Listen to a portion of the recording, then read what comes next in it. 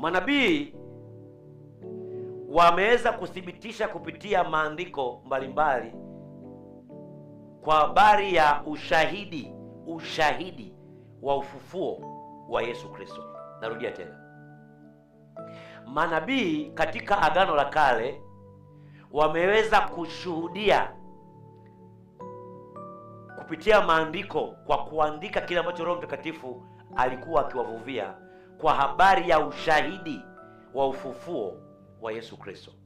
Waliandika wakatabiri kwa mbele kwamba Yesu Kristo atakufa, atazikwa na siku ya tatu atafufuka. Manabii walitabiri kuhusu kufufuka kwa Yesu Kristo kwenye kitabu cha Zaburi. Andika Zaburi sura ya 16 mstari wa 10. Mwili wake hautabaki kuoza kaburini. Waliandika katika Zaburi. Na kitabu cha Matendo ya Mitume sura ya 2 mstari wa 31, utimilifu wa unabii ulioandikwa kwenye Zaburi 16 mstari wa 10 ukaja ukatokea. Ni kweli, alipokufa kazikwa, mwili wake haukubaki kaburini, siku ya tatu ukafufuka.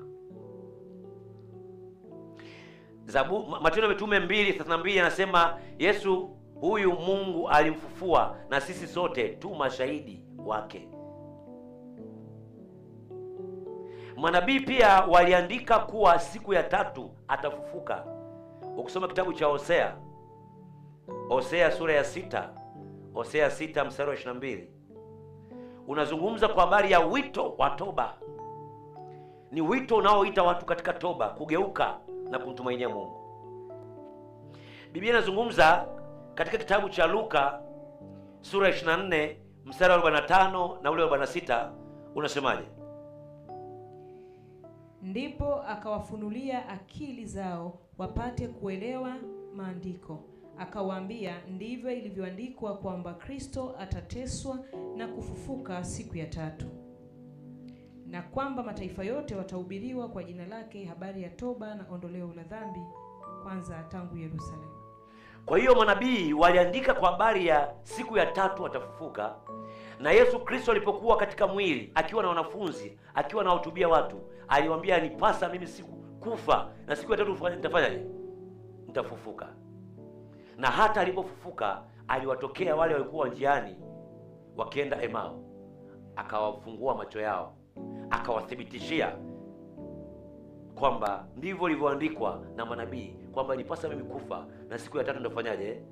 Nitafufuka. Kwa huo ni uthibitisho kwamba manabii waliandika kwa habari ya ufufuo, ushahidi wa ufufuo wa Yesu Kristo. Ila pia imeandikwa kwenye kitabu cha manabii kuwa Yesu Kristo ataishinda mauti. Isaya sura 25 mstari wa 8 imeandika kwamba Yesu Kristo atafanyaje? Ataishinda nguvu ya mauti. Mtume Paulo anakuja kuandika kwenye kitabu cha Wakorintho wa kwanza sura ya 15 mstari wa 54 na 57.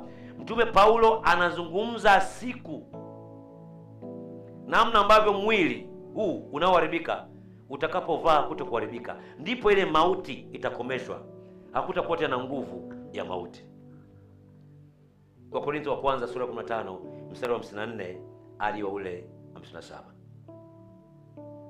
Lakini ushahidi mwingine juu ya ufufuo wa Yesu Kristo sio tu kile manabii walichokiandika katika maandiko, ni kile mashuhuda wale ambao walikuwepo wakati wa Yesu Kristo miaka 2000 iliyopita walichokikushuhudia na kukisema.